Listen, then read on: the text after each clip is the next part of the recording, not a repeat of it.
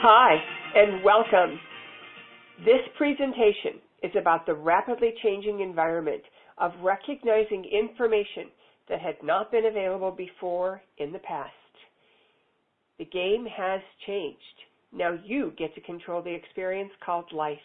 Are you ready? Do you want full access? If so, what will you do with it? And what does this really mean? With this 5D knowledge, you can take advantage of skill sets, allowing you to become more plugged in to the new game in town. Everyone is playing, whether they know it or not, so why not play and succeed? Learn to notice the circumstances around you that perhaps you have been unaware of before. My job is to lead you through this process. I've been teaching worldwide since 1994. My name is Maureen St. Germain, and I am so happy that you have joined me on this program. My work, teachings on the Akashic Records, the dimensions, and providing a higher self training that is fast and easy, a protocol to achieve an on-demand, 100% accurate higher self connection, is part of what I offer. Join us and stay tuned to Waking Up in 5D. We'll be right there with our next guest.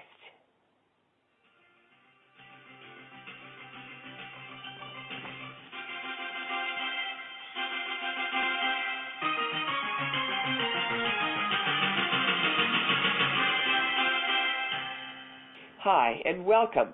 This is Maureen St. Germain, and you are listening to the 5D Summit.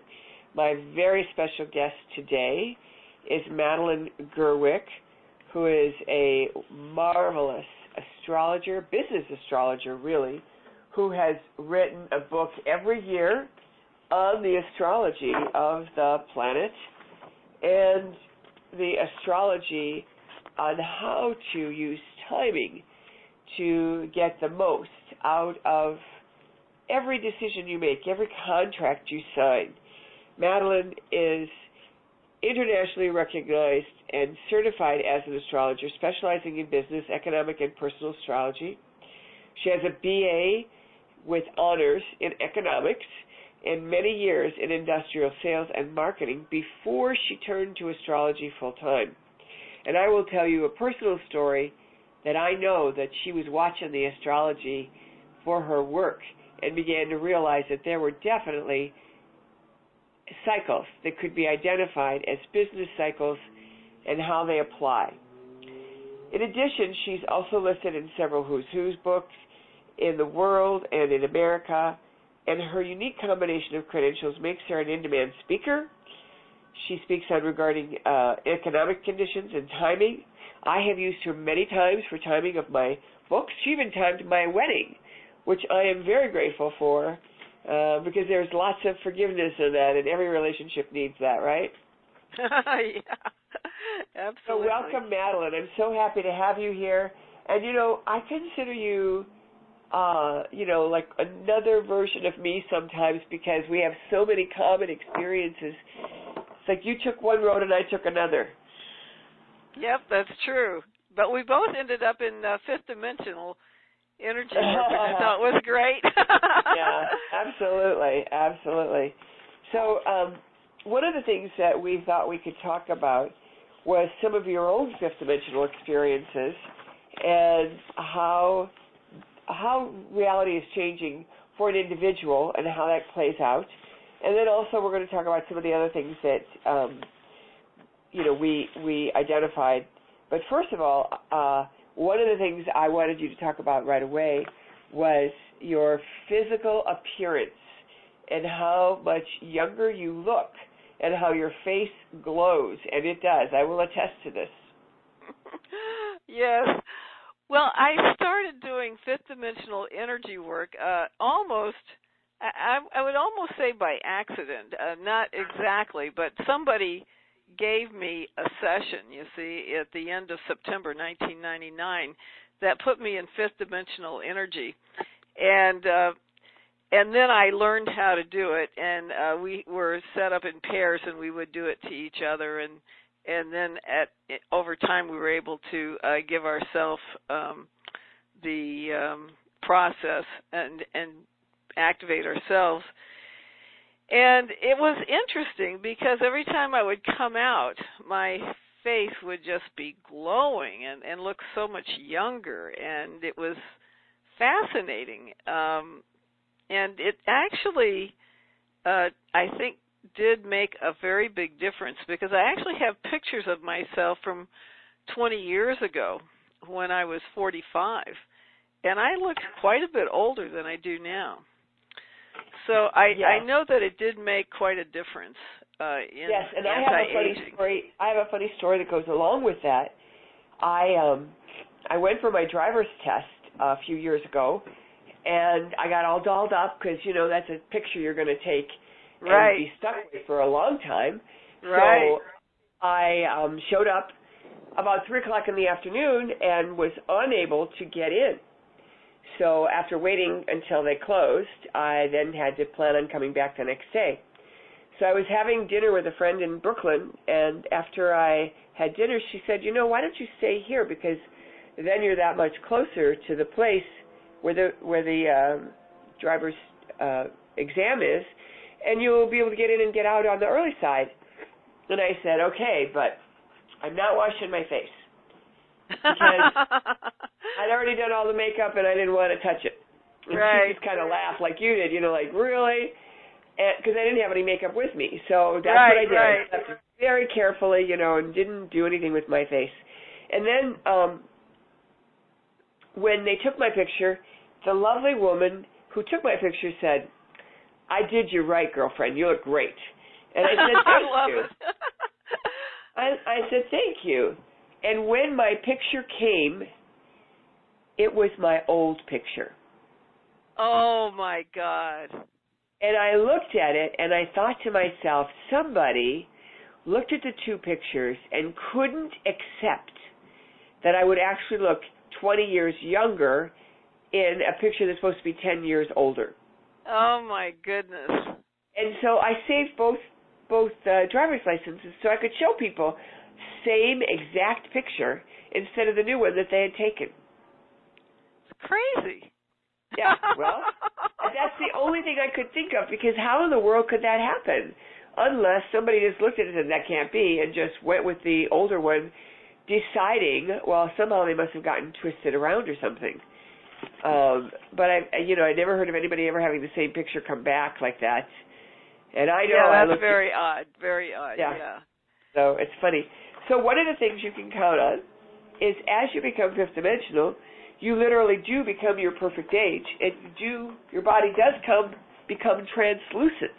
And, you know, we've heard stories in the Bible and other sacred books about beings who have become translucent, you know, or beings that show up that are supposed to be our guides that are translucent.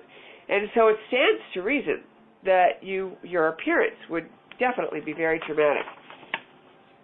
Yes, and there were so many other things that happened because of doing the energy work. And originally I started off doing it once a week with a friend. And then over time, once we learned how to activate ourselves, I fortunately or unfortunately, depending on how you look at it, ended up getting rear-ended in an accident. And I was in pain all the time, but I discovered that if I would go into my fifth dimensional energy work, I would be pain-free for 24 hours.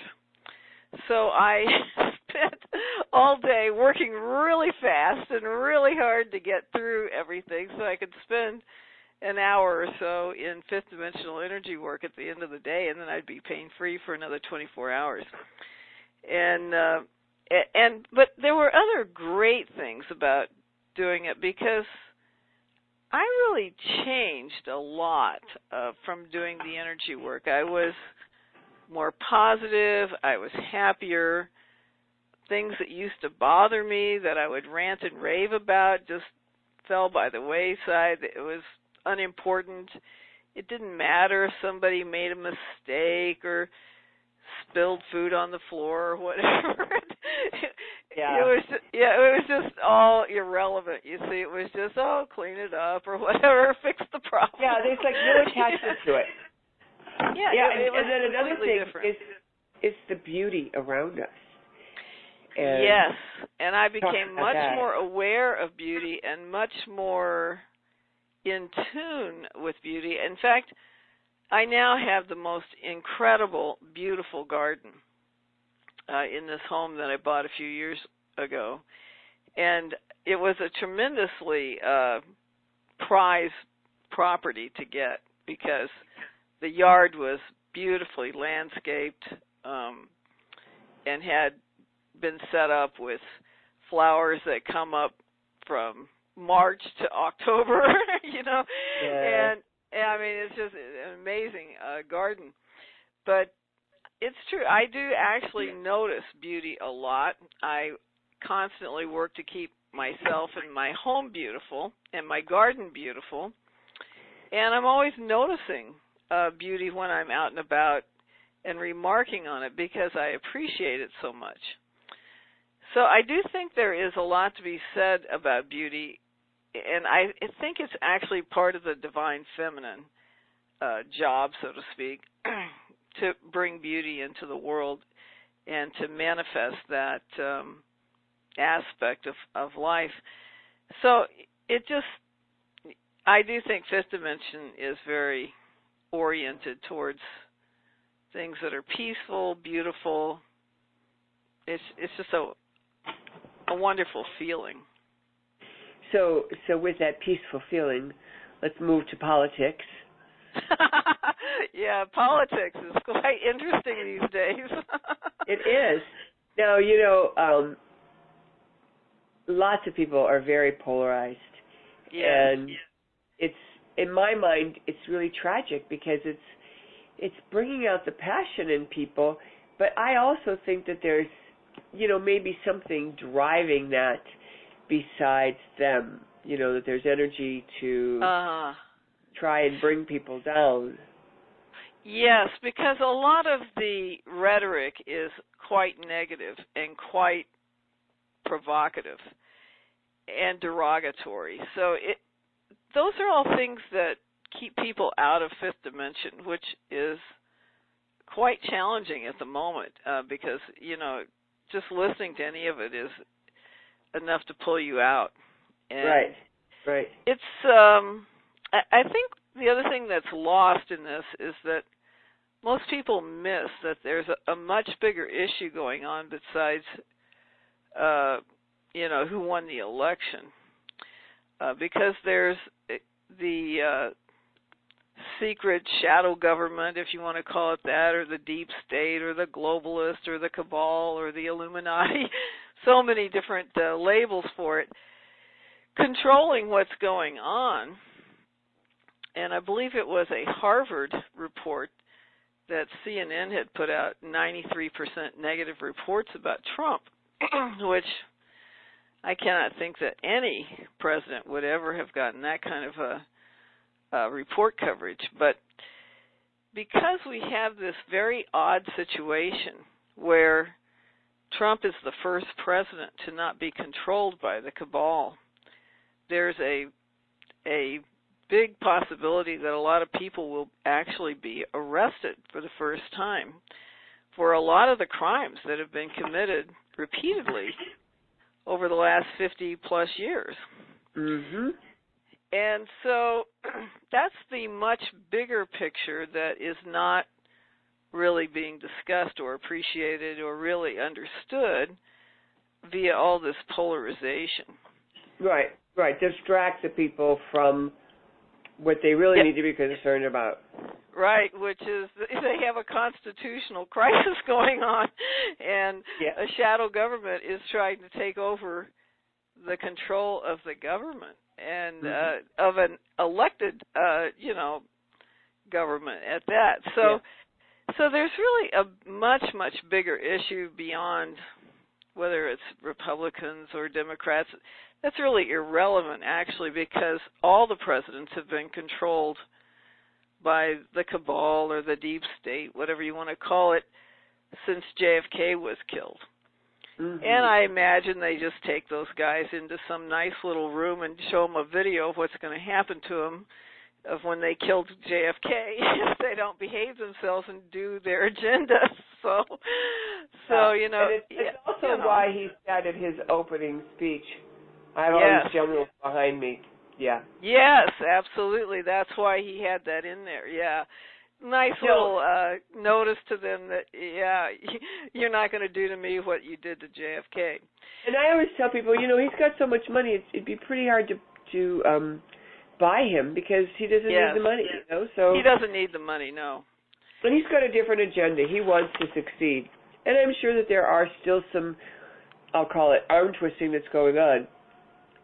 But one of the things I tell people is if you had a teenager that was acting out in a way that you didn't like and you were telling me about it, I wouldn't be able to do anything about it, just like people aren't able to do anything about really what's going on, but they can say a prayer.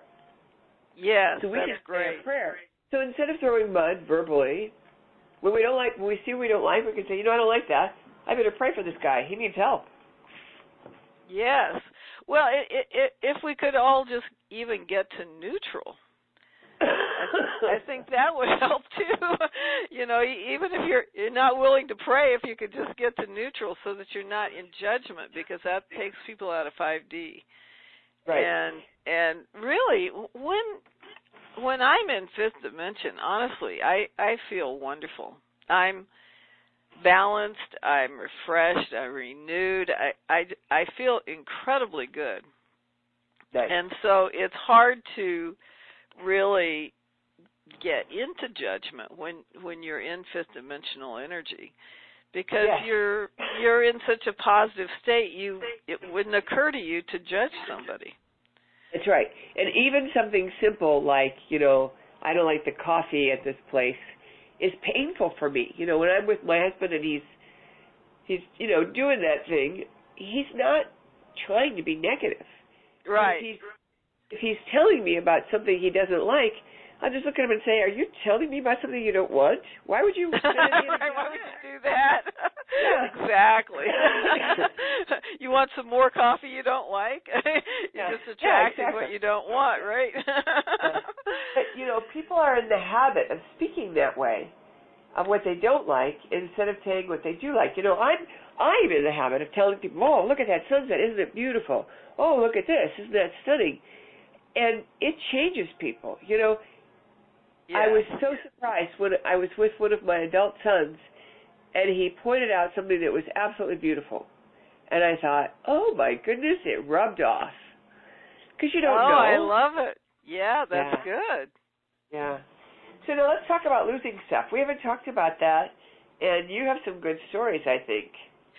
Well, I have had multiple times when I lost something, I guess we could use that word, and it was nowhere to be found, and it certainly wasn't where it was supposed to be. And I'm pretty organized, actually. I have a place for everything, and my tendency, because of my Virgo nature, is to keep everything in its place so that I can find it when I want to, and it's efficient and all that. But whenever I've lost these items, they are nowhere to be found, and finally it will occur to me, oh, maybe it got somehow left in fifth dimension. Right. And so then I will start demanding that it be brought back, and oddly enough, it comes back. And usually, I tell people that all the time. Yeah, the higher dimension. And usually it's in the place where I expect it to be, or I think it should be, or I last remembered it being, or something like that, you see. Someplace I've already looked a bunch of times. One time when I asked it a different way, and I said, what's going on? I was told, Maureen, you were in the higher dimension when you put it down. Uh-huh, right, that's exactly right, yep. So that's why. And you don't realize it. You don't realize you're in a higher dimension, and so you end up leaving something behind.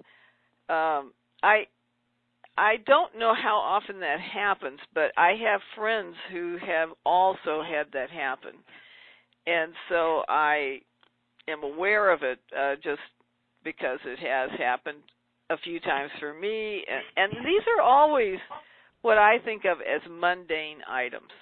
This is not your, major I don't know, jewelry or something like that you keep in your safe deposit. These are things I use every day. Yeah, right. The sunglasses you just use and put down, and yeah, you use again, so you put them away, and then you go for them, and they're not there. Yep. They're not there. Yeah.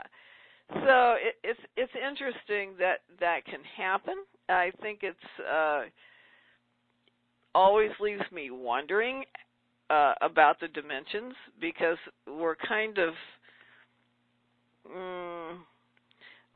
trained to believe in dimensions as simply a form of consciousness, and yet when you have something like that occur, it suggests that there's more to it than just a change in consciousness. You see, that there is almost like a place or something where that item went to. I know that sounds like that, but I've always felt like we're just tuning to the same place in a different vibration. And so well, that could very well be too, of course. You know, we're in the same place, but the vibration is different. Kind of like Russian dolls. You know, if you're one of the outer dolls, you can see the inner ones, but the inner ones don't see the outer ones. Right, of course, yes. You know, and taking that along the lines, you know, I've taken lots of pictures with orbs in them, and I know you have too. Yes. And I didn't discuss this in the book, but I had an interesting experience because somebody was asking me about this, and I said, you know, years ago when I was with a different guy, a boyfriend at the time, and we were at a wedding, and he said, here, take a picture of me and all my friends. So I took a picture of him and all his friends, and we were all in this blissful place. And, of course, there were a bunch of orbs in the picture. Cool. And my boyfriend at the time handed me his phone again, and he said, quit fooling around and take a normal picture. And he meant it. You know, he meant it in a very flattering way, because he knows me. You know, he knows who I am. Right, take a normal picture. I can't share this with my friends. It's full of orbs, you know. So, you know, I think it is funny, but it's proof positive that the vibration of the person holding the camera influences what the camera captures. And it isn't that the orbs are showing up. It's that we're dimensionally available to record it. Yes. And it's quite surprising when they show up, because it seems almost unpredictable. You don't have any real sense of, it's not like you're seeing them with your eyes usually. It's that they only show up on the camera, you know, so it's kind of interesting. Well, and I think the reason that they don't show up on our eyes, there are people who do see them with their naked eye, but I think the reason that most of us don't see them with our eyes is because our minds have been trained to block stuff out like that. So there's an internal program that blocks it out, because we all know about Magellan and the Indians who couldn't see his giant ships. You know, they'd take these small boats to get to the shore, and they had to have a medicine man come and do some special, you know, magic and prayers, and then he could see them, and then he could teach his people to see them. Right. So, so they had not ever heard of or imagined or conceptualized a large ship, and so they couldn't actually see it physically. Couldn't see it. Yeah. Exactly. Yeah, so that does make sense about what we are missing because of what we've been trained to see and not see. And of course, there's actually a lot of evidence from kids who are young that do see a lot of these things before they've been trained not to see them. That's right, to dismiss that. Yeah, and so that does happen a lot to young kids, and we typically teach them, no, that's not really there. And even parents do, you know, make space for that. The children forget, because being in the 3D world is an experience, so that when they're fresh, you know, from God, let's say, they remember, and then they slowly forget, because that's not the world they're in anymore. They're not focused. Yes, that's true. Yeah. Now, one of the things we didn't talk about was this thing that you were telling me about heart math, and I'd like to hear what it is, because I was told one time one of the things I do is very heart math, but I never studied that work or read the material, but you knew about it and you saw the connection. Well, I was just at the Cryon Summer Light Conference where the founders of HeartMath were speaking.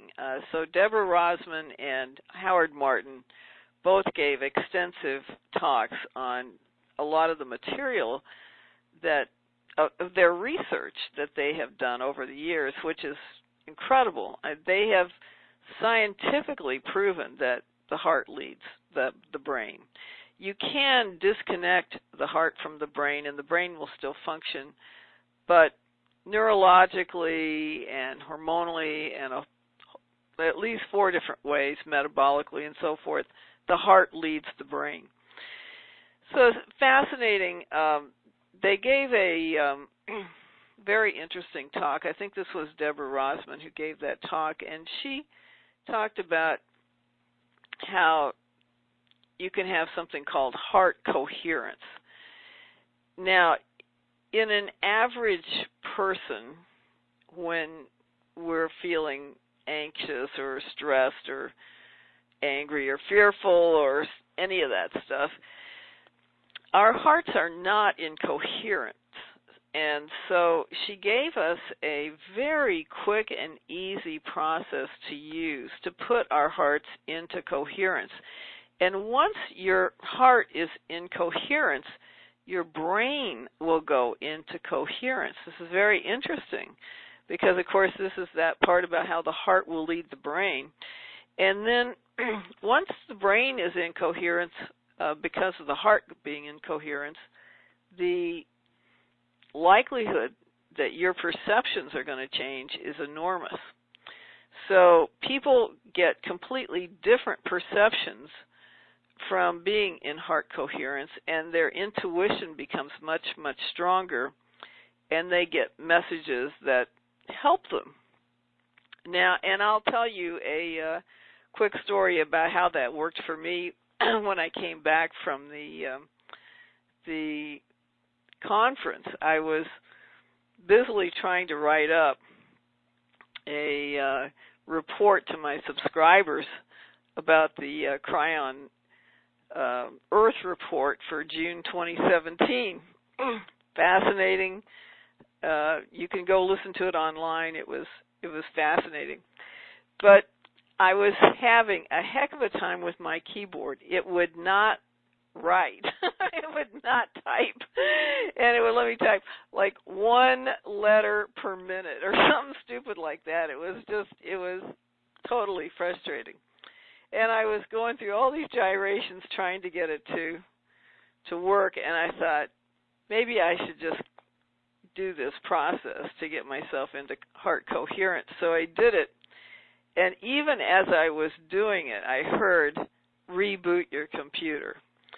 So I did, and of course, immediately everything worked perfectly. And it's a very quick and easy process. It takes about 1 to 2 minutes, and there's only 2 steps to it.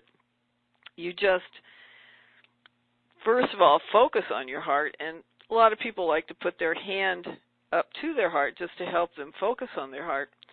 And you just take 5 to 10 breaths, maybe a little bit deeper than normal, but you want to breathe in and out of your heart. So you're just imagining that you're breathing in and out of your heart. And then after you've done that, you just think about something that you love. It can be your loved ones, your cat, your dog, your parrot, your parents, and it could be anybody. And then, or you appreciate something, or you feel gratitude for something. And then as you are going through that process, your heart will come into coherence. And then the intuitions that you get are easier to get. They're more coherent, more understandable, and your perceptions shift, which is really the key to being in fifth dimension. So I really liked that quick, very easy process. They actually have a entire, like an app that you can get so that you can measure your heart coherence. It's pretty amazing. They have some great tools for people. They have some training programs. It's really a great organization because they've done so much research, and we're talking scientific research on the heart. And one thing I didn't know that surprised me was that when they do an EEG, an electroencephalogram of the brain, they actually have to eliminate the heart signal in order to get that EEG. That's how strong the heart signal is. It overwhelms the brain signal by a lot. So it was fascinating to hear their information. It's really a great tool, I think, for being in fifth dimension. And it's easy, you see, once you've gotten off track. And I love the way she said that, anytime you're upset or angry or, fearful or anything like that, you're leaking energy and you're off track. And that is so true. You can't possibly be in fifth dimension when you're in that state. And so it's such an easy tool to use, 1 to 2 minutes, and you'll be back in heart coherence. And it's easy to get on track with it, which is one of the great things. You can be anywhere. You can be sitting in traffic and get back on track, so. Yeah. So, or you can be at the office. I mean, it's just simple to use, so. It's interesting. Whenever I teach people to connect with their heart for the purpose of the higher self connection, I actually ask people to think of a pet or an infant that they love and that they hear themselves say, "I love you," to that little one. Oh, and perfect. It's very similar to this. I also wanted to explain and ask you to explain, the whole idea of coherence is the lining up of the energy to be in sync with itself. Yes, so yes. If you think of a combination lock, it's where everything is lined up where the combination opens. Or if you have one of those suitcases that has 3 numbers, they all have to be lined up to a certain combination, and then the whole thing opens. Right. And that's coherence. That's what coherence means, is everything is aligned. And, it's funny because I think in the West particularly, we have employed the use of the mind so strongly that we've discounted the heart and the feelings of the body, the emotions. And what this is doing is putting that back into synchronization. And I actually have a statement in the book that says, the heart leads, the mind follows. Like a dance. Yes, I saw that, and I thought that was perfect because how exactly true that's been proven by their research, that the heart leads and the mind follows. Yes. Very cool. Yeah, so I'm not talking about, just emotionally. I'm talking about scientifically that the heart leads the brain in all those ways, neurologically, metabolically, all the different biochemically, biophysically, energetically. The heart leads the brain in all those ways. So it's fascinating to see how much we've ignored it. It's really the single biggest generator in the entire body. And the reason I was fascinated by this talk was because when I was quite young, I first heard about the Egyptians having this process, I guess you'd call it, where they would weigh the heart of the deceased person and decide that, if this person has a heavy heart or a light heart or whatever, and if it was heavier than a certain amount, then they had to come back again and do it over again. And I was always fascinated by that because at that time, now this is probably at least 40-some years ago, at that time, the mind was revered. It was the heart was just considered to be almost like a crazy woman, just something that you should ignore.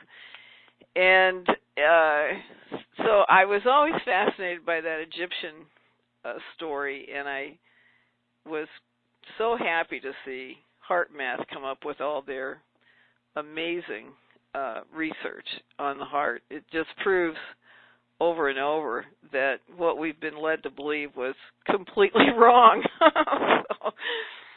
So, just amazing. And what a concept to discover that the scientific proof is there, and that we've actually used the mind to convince ourselves otherwise. Yeah, it's incredible. Yeah, it's amazing. Yeah, and imagine that they have to take out the heart signal in order to do an EEG. I was like, wow. And that says a lot because it means that truly the heart is a much bigger energetic field. Oh, much bigger than anything that the brain puts out. Much bigger, yeah. Yeah. And Howard Martin went into a very big amount of research that they've done that really talks about how this impacts your whole community. And so if even one person is in heart coherence, they can do what they call a heart lock technique, and they can just, after they become coherent in that little two-step process that I just told you about, they can then just start sending that energy out to the rest of, people that they love, to their community, to their state, anybody, to the rest of the world. And it really has an impact on other people. Other people energetically pick up this energy and become more coherent and happy. And I think that actually was one of my best benefits from having done a lot of fifth dimensional energy work, was that the more I did, the happier I became, the more joyful I became. And so at some point I realized, all I have to do is just be happy and joyful, and it helps other people to be in the same energy, you see. So it really does make a big difference when we're in our hearts and sending out this positive energy to other people. And it's easy to actually get enough people to have a big impact on your own community and the world itself. So there's always been that statistic about a square root of 1% of any population could completely change the energy of what's happening. And that's a very tiny number of people that can do that. So it's fascinating to realize that you don't need a critical mass in the sense of at least 51%. Right. You really only need a small percentage of people who are in heart coherence, sending that out on a regular basis to literally help other people become in heart coherence. So it's fascinating to see how much impact we can have with such a small, tiny activity that we're doing on our own. That's cool. It's fascinating, yeah. It's totally fascinating. Now, one other thing I wanted to get to before we close is sleep. And yes. One of the things my angels and guides and the record keepers all tell people, you need more sleep. You need to give yourself permission to have more sleep. And you've had a very interesting set of experiences around this, and I wonder if you'd share that. Yes.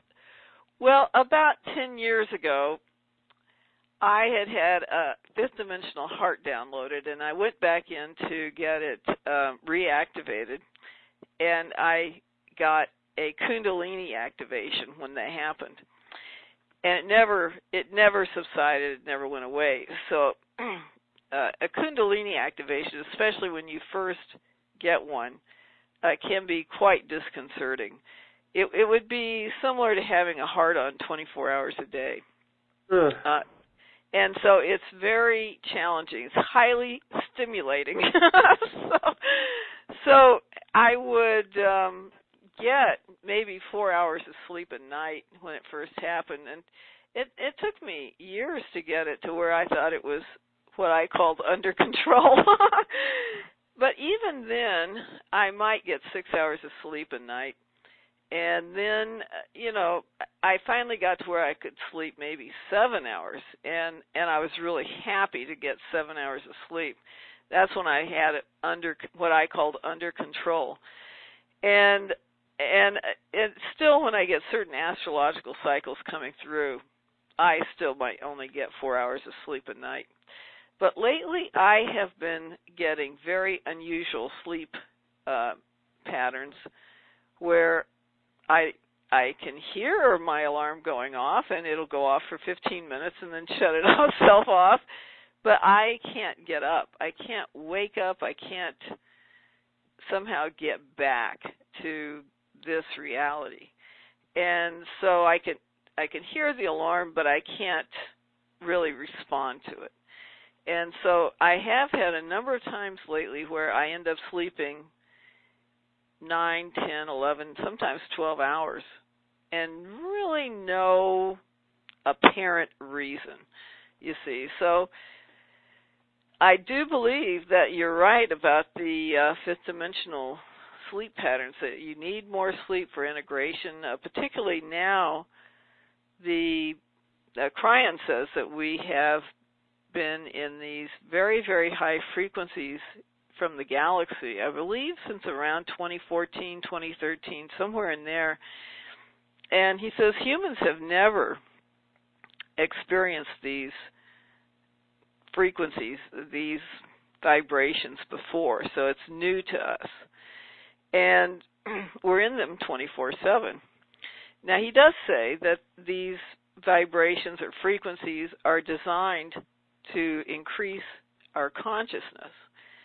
And so if we made it past the 2012 marker, then we would end up in these frequencies, and that would be the result, is that we would raise our consciousness from being in these higher frequencies.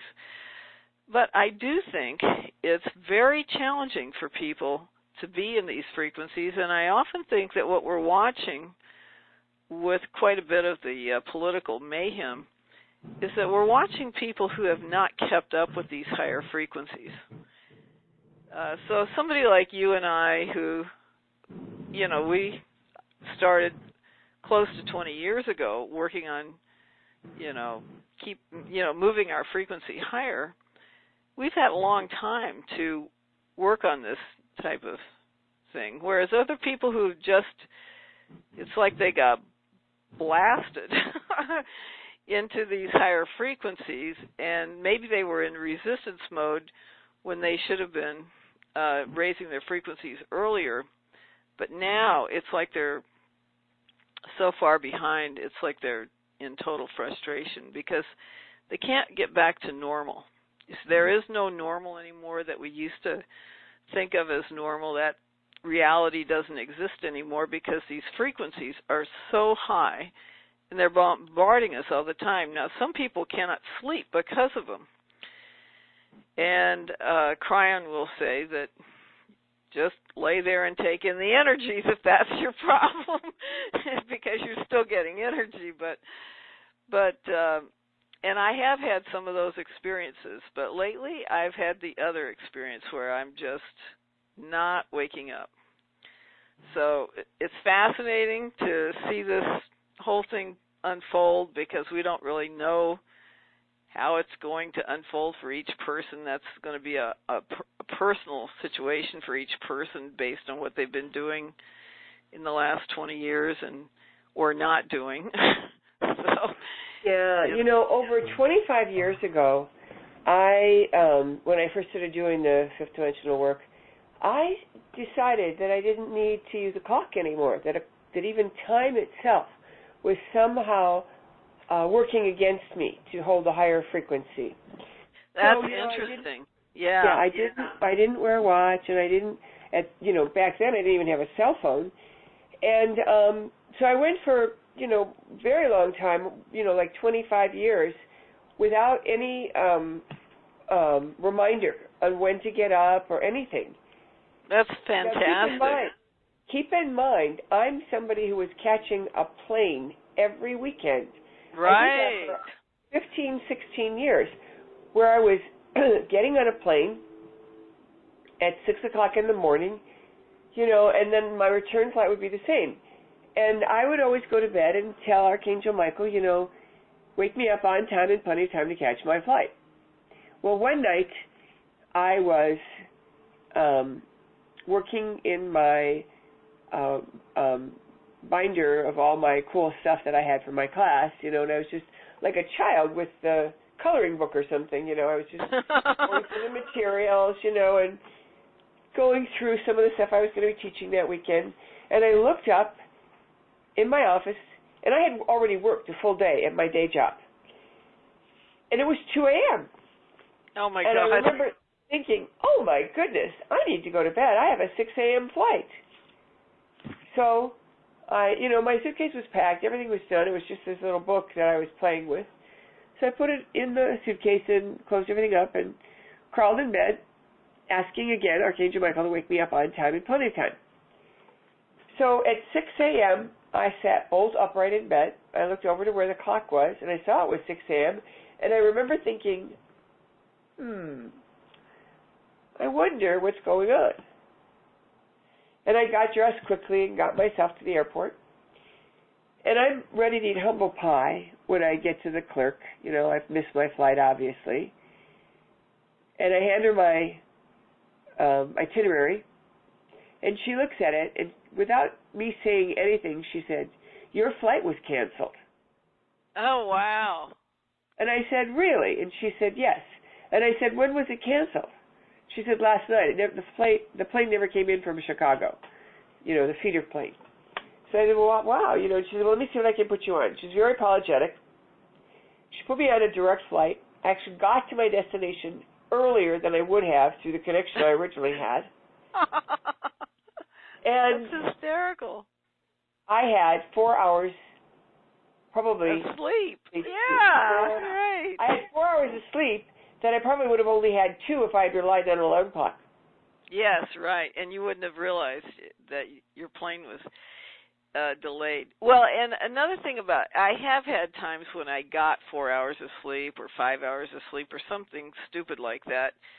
And what I did was I decided I would sleep in fifth dimension and just tell my guides to regenerate me as though I've slept for 8 hours.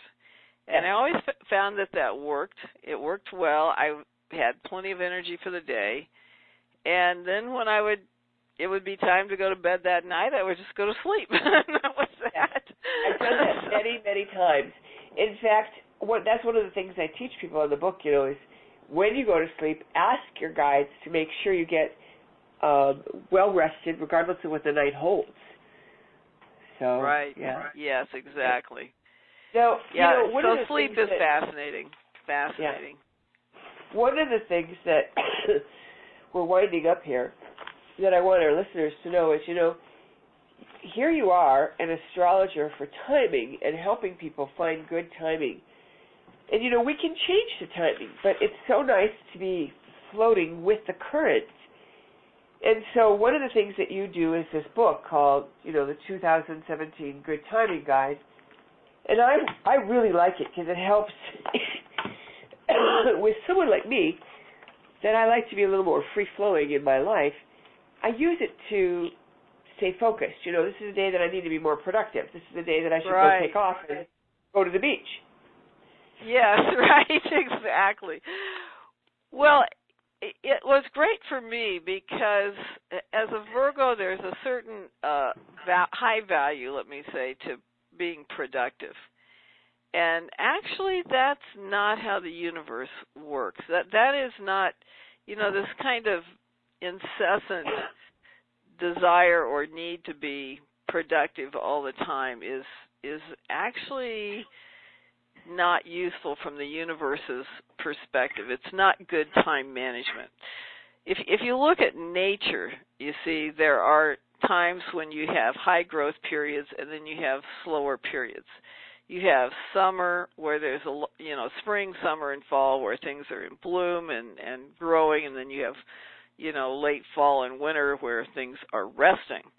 You have a full times when there's a full moon and then when there's no moon and so forth. And you see this everywhere in nature. So there's nothing in nature that doesn't have rest as part of the cycle. So one of the things that I got interested in with astrology is that there are these periods known as timeouts. Or I call them timeouts. They're actually, from an astrological technical point of view, they're known as void of course moons. But that's a terminology that is like Greek to most people. So I call them timeouts because they're really like cosmic timeouts. And the true purpose, or the true meaning, I should say, of a timeout period is that nothing comes of it. So you can do all these important activities during a timeout period, and it would just be like putting money down a toilet. Nothing is going to come of it. And early on, I had a client tell me about this retailer who had decided he was going to have a big promotion. And this is a small company, right? And so he spends, this is probably in the 90s, and late 90s, and he spends an extra $1,500 on advertising and products and all this. But the date he chose was an all-day timeout for that promotion, that big sale. And not a single customer, no customers came at all. And how unfortunate, you see, the guy could have picked a better day and been much more successful.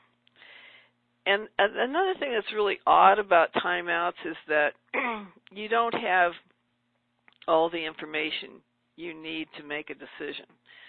So if you do make an important decision during that timeout, you're going to end up going down a dead-end path and having to remake that decision, throw out whatever it was that you did from that dead-end path, and have to redo it all over again. And I experienced this a number of times when I was working for a manufacturer. And it was actually the top manufacturer of this of test equipment in the world. In the world. And if we were having those kind of problems, can you imagine what other people were having? But amazing. Yeah, so we'd have to make some crazy decision about something, and literally we would even know that we didn't have all the information. Just like I was saying, you're missing some critical important information during timeout periods. They'd make a decision anyways, and then they'd have to throw it all out and start over again when they got the correct information. So I just finally realized, after watching it for years in actual business situations, that we were wasting a heck of a lot of money just because of bad timing. At one time, I watched my company make $1 million mistake during bad timing. And they had just, they had done some testing, but they did it during a timeout, and they missed something very important, and they made a change to the product, which then caused them to have to do an international safety recall for all these products all over the whole world, and they, it cost them like $1 million to fix it. So, of course, they didn't save any money, and it was a huge mess and costly, very costly. So, when I start looking at those kinds of situations, I start imagining how much are we wasting every year on something like timeouts. You start thinking about billions, if not trillions of dollars being wasted all over the world because we don't know that there's a timeout period. And we're trying to push forward when we shouldn't. And of course, the other situation is just as important. As you mentioned, there are days that are really good days, and boy, you want to have a whole bunch of things lined up and ready to go for those good days, because that's your opportunity, right? That's right. And it's from someone like me, who likes to have things really free flowing and doesn't like a lot of structure. I find it confining. This is a level of structure that I can live with and be very productive in. And for those of you who are listening, if you're going to do something really important, launch a big product or a website or anything that's, you're expecting to have a big outcome for yourself, I highly recommend getting a timing, and it's funny when I told Madeline that Vito and I were going to get married and we're looking for timing, and she said, well, what's your time frame? And I said, well, any time in the next 12 months will be fine. And she said, well, you have a choice, either January or May. And I remember when she said, I went, oh, good, and I'll ask my higher self. My higher self said, pick the January date. So then she narrowed it down, and we paid for the timing, and everything was cool. But it was very short notice at that point, because I think it was probably November at that point. But one of the things that I know you said to me that you look for is lots of forgiveness. And for every chart, every couple's chart, certainly if you have the ability to choose such a thing, I highly recommend it, because then it gives you all the advantages of the universe, and you don't have to try to make things work. Right. They work just naturally.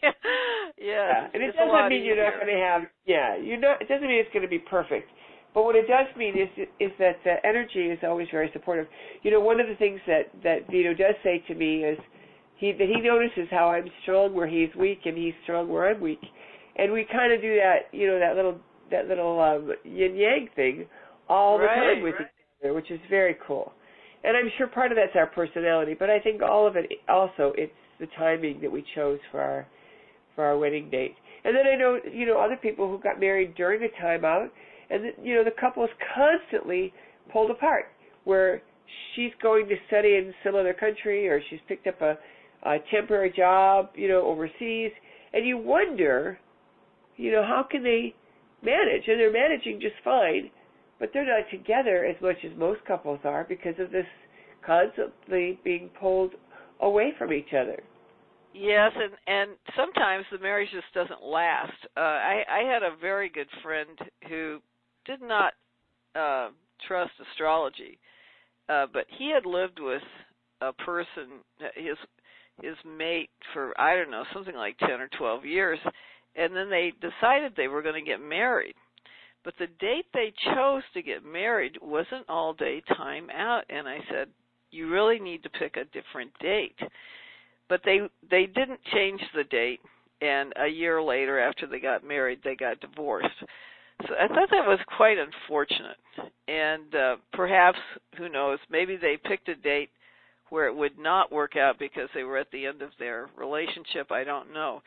There are synchronicities like that, and you have to respect other people's timing because they may be trying to learn something that you don't know about.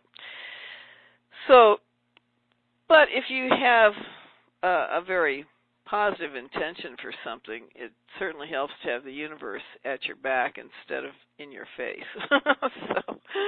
So, well, we've come to the end of our time, and it's been so amazing and so much fun to, go all over the map and explore your experiences in 5D, and for our listeners to have a conversation with somebody who's been actively proactive in the fifth dimensional energy for a very long time, with a very big commitment to that advancement, and then to know that, there's also a service that you could get from the same person who is definitely committed to helping each of us be at our fifth dimensional self. So thank you, Madeline. You're welcome. Thank you all for listening, and you can find Madeline at Polaris Business Guides, and your email is MGB? Yes, MGB at PolarisBusinessGuides.com. Very good. So thank you, Madeline, for being with us. It's been a real pleasure to explore this journey with you and to be part of the wonderful 5D process that we're all exploring on this earth. Yes, thank you for inviting me.